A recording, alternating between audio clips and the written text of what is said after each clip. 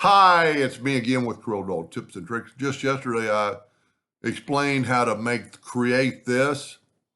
And I think I said in that video, it looks like a 4-leaf clover. So we're going to fill that in and then nudge it over. And I'm nudging and I'm not moving, and that's pretty important. I started thinking about different ways I could do this. And you can see all the nodes from the line in this one. So we're going to do this two different ways. I'm going to make another duplicate of it and move it over. And I'm going to go to Effects and Contour. And I'm going to contour the inside, let's say 1 inch. Whoop. Yeah, that's pretty good. Now, I'm going to make two objects out of this. I'm going to take my Smart Fill tool and I'm going to fill in that and nudge it up. And I'm going to fill in that and nudge it over and up. Because I'm going to do two different lines. We can go ahead and get rid of this. I was trying to figure out how I could incorporate the lines, but I really don't know how to do that or what it would look good. So I'm going to rotate this. Well, first I'm going to make a duplicate of it and move it over. Control D. Must not have had Control D. And then I'm going to Control D. You know what? I needed some thinner lines. So I'm going to remember what my nudge factor is on 22. I'm going to put my nudge factor on 0.5. And I'm going to hit the plus key on this and move it up. I had the shape tool. That's pretty good right there. So I need to make something about as big as that heart. Now I'm going to Control G to group them, and I'm going to rotate one of them 22.5 degrees. And then I'm going to hit the plus key and move one over, and I'm going to mirror it the other way because I want my lines going differently. So now we got these two objects. We can take this one, and remember I hit it, so I need to change it back to 22 inches.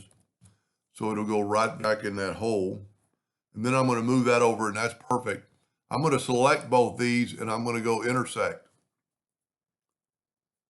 A lot of times you're going to get that kind of like a ghost figure. Well, it didn't work. Let me get rid of that ghost. You know what? The ghost might have, yeah, it has the line, so it's good. I'm going to go ahead and make them yellow. And then I'm going to take this one, and I'm not moving, I'm nudging. And I'm going to go right here, and it's going to intersect the lines. I don't know why that did that, but it normally doesn't do that. Now I'm going to nudge it over back to there. I don't want to make them yellow. Now I'm going to go ahead and group this together, Control G, and then nudge it over and look kind of cool. But I think what we're going to have to do is take and go left click, right click, make it yellow, and nudge it over so I have an outline, and then make this one yellow and nudge it over so we'll have an outline. That way the lines are now, well, they're not. What happened to you know what? Let me take the black box, go up to Object Order, back. Well, it's already on the back of page. I hope I have that. Well, there's maybe, you know what? I didn't make that other line yellow. See, that kind of makes the whole thing kind of unique. Now what I'm going to do is I'm going to grab my item and move it over in my box, and I'm going to group this together, Control G, and then I'm going to move this back. I hope I can find the center rotation on this clover. I should be able to. So I'm going to grab that center item and Control D. I can't alternate C because I'm not working in the center of the page. But hopefully if I put it on that node, it will rotate 90 degrees. Look at it did. Control D, Control D. Completely different look. Now let's bring our outline back. The outline is what really makes it stand out.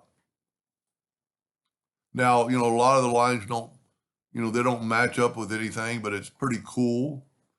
And just, you know, I mainly give you an idea how the intersect tool works. Anyway, I hope that gave you an idea or two, and thank you for watching.